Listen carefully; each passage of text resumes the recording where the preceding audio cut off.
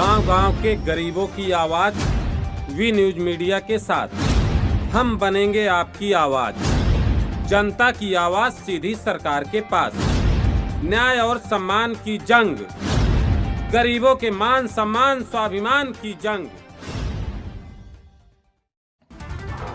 AIRF एवं पुरानी pension बहाली संयुक्त मंच के संयोजक काम सिंह गोपाल मिश्रा जी के आह्वान पर हो रहे 4 दिवसीय भूख हड़ताल के अंतिम दिन आलमबाग मैकेनिकल शाखा के द्वारा यूनियन कार्यालय के सामने CWM प्रांगण में आयोजित किया गया मंच का संचालन काम कृष्ण गोपाल अवस्थी जी एवं अध्यक्षता काम अखिलेश विश्वकर्मा जी के द्वारा किया गया।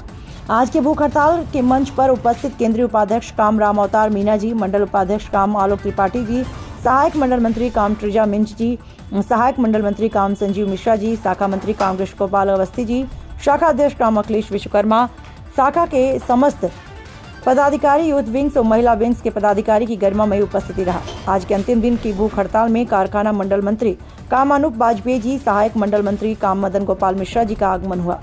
मंच के माध्यम से कारखाना मंडल मंत्री काम अनूप बाजपेयी जी ने समस्त कर्मचारी खासकर युवा साथी को बहुत ही जोश बनने का काम किया।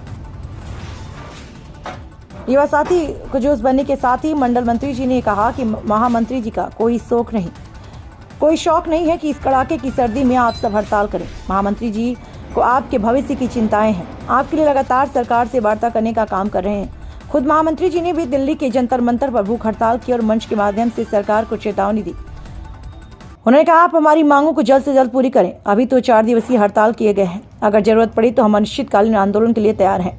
हम पूरी ताकत के साथ लड़ेंगे, OPS लेके ही मानेंगे। कारखाना मंडल मंत्री काम अनूप बाजपेयी जी ने समस्त मंडलीय पदाधिकारी, शाखा मंत्री, शाखा अध्यक्ष, शाखा के समस्त पदाधिकारी, यूथ विंग्स, महिला विंग्स, कर्मचारी साथी जो इस 4 दिवसीय भूख हड़ताल में इस कड़ाके की सर्दी में भी सफल बनाने की अपनी भूमिका अहम निभाई। इसके लिए बहुत बहुत धन्यवाद देता हूँ। अंत में शाखा अध्यक्ष काम अखिलेश विश्वकर्मा जी ने समस्त युवा साथी को जोश भरते हुए युवाओं को न्यू पेंशन स्कीम के नुकसान एवं ओल्ड पेंशन स्कीम के विस्तार के बारे में बताया। महामंत्री जी द्वारा दिए गए वित्त मंत्री भारत सरकार को दिए गए मेमोरेंडम के बारे में विस्तार से बताया। शाखा अध्यक्ष ने बताया कि कैसे रेल कर्मचारी कैसे कोरोना काल की विषम परिस्थितियों में भी देश की सेवा की। उन्होंने कहा, समय समय पर महामंत्री श्री शिव गोपाल मिश्रा जी द्वारा दिए गए कार्यक्रम को सफल कर उनके सपनों को साकार करें। अंत में 4 दिवसीय भूख हड़ताल को सफल बनाने के समस्त शाखा के पदाधिकारी, यूथ विंग्स, महिला विंग्स, डेलीगेट आदि सभी लोगों की अहम भूमिका रही और साथ ही साथ इस 4 दिवसीय क्रमिक भूख हड़ताल का समापन किया गया। बात कहते हैं वो झूठ नहीं बोलते हैं। नार्जन रेलवे यूनियन का एक सिपाही, एक कार्यकर्ता जो मेरा अपना अनुभव है वो झूठ नहीं बोल सकता। हमारी करनी में भिन्नता नहीं होगी। हम जो कहेंगे वही करेंगे।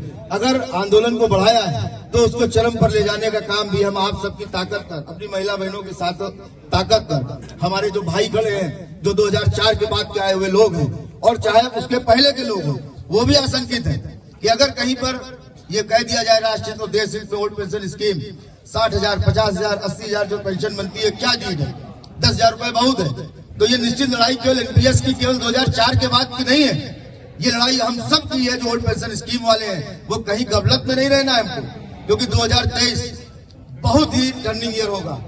इसमें मार्च तक का पूरी संभावना है कि फैसला हो जाना चाहिए, वरना मार्च के बाद जैसा महामंत्री इसी मन से बोल के गए थे, भूख शब्द हटके हड़ताल के रूप में परिवर्तित होने की संभावना बनेगी। तो वो बहुत ही देश के लिए, राष्ट्र के विकास के लिए, रेल हित के लिए अच्छा कदम नहीं होगा।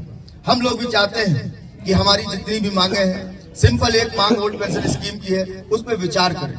विचार करके कोई भी निर्णय उस पर करने से पहले JPRPOs के जो महामंत्री हैं आज की डेट में उनसे वार्ता करें। हमने तथ्य दिया है, अगर JPRPOs ने जो आज मेमोरेंडम अपनी फाइनेंस मिनिस्टर निर्मला सीतारमण जी को देने का काम किया है, उसको जरूर पढ़िए आप लोग, उसका आर्टिकल पढ़िए। उस आर्टिकल में लिखा गया है कि पेंशन हम क्यों मांग रहे हैं। जैसे हम कह रहे हैं ओल्ड पेंशन दो, क्यों दो भाई, what is the need of old pension scheme, ये उसके अंदर डिस्क्राइब किया गया है कि नीड क्या है और क्यों मांग रहे हैं। आफ्टर 40 या 30 years of service it is the rendering of your service. ये आपकी 40 साल 30 साल की तपस्या के बारे में प्रतिफल है। कोई आदमी योग करता है, कोई आदमी तपस्या करता है, कोई भगवान को प्रसन्न करने के लिए करता है, कोई अपने शरीर को स्वस्थ रखने के लिए करता है, तो उसके बारे में कुछ चाहता है ना रिजल्ट मिले हमको। परीक्षा तैयारी करता है 1 साल तो रिजल्ट के लिए करता है ना कि हम फर्स्ट डिवीजन में आवे। तो ये जितनी भी तपस्या 30-40 साल की हमारी अप्लाई की होती है उसके रूप में आप पेंशन देते हैं। नंबर 1 बात। पे एंड वेजेस वो तब्दील नहीं हुआ है, वो आज भी कंटिन्यू चल रहा है। पेंशन का अधिकार जो मिला वो कोई शुरू से नहीं मिला है, लड़ाई लड़ने के बाद मिला। तो जब मिला तो क्या उस वक्त की सरकारें, उस वक्त के लोग क्या समझदार नहीं थे? चीजें बढ़ते हुए क्रम में जानी चाहिए, ना कि डिक्रीजिंग फॉर्म में होनी चाहिए।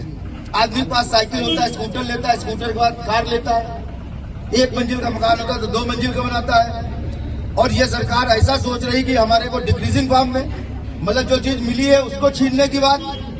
हमें तो कहना चाहिए था कि पे कमीशन 6 पे कमीशन की तरह ले आओ, ओल्ड पेंशन स्कीम की वार्ता न करें, फुल पेंशन दे दो, कोई कटौती ना हो 50%। बात तो ये होनी चाहिए कि 100% डेट ऑफ रिटायरमेंट पे जो हमारी तनख्वाह हो उतनी ही पेंशन हमको दे दो। वाई 50%? हम डिमांड ये करें, उससे पहले उस पर कटौती की बात हो रही है न्यू पेंशन स्कीम में, तो मांग ऊपर जानी चाहिए। ये पहली बार मैं देख रहा हूँ कि हमको लड़ाई ऐसी लड़नी पड़ रही। हम लोगों ने मेमोरेंडम बनाया था कि सरकार से मांगेंगे कि जो बेसिक है उतनी ही हमको ऊपर दो, 50% क्यों? ये कौन सा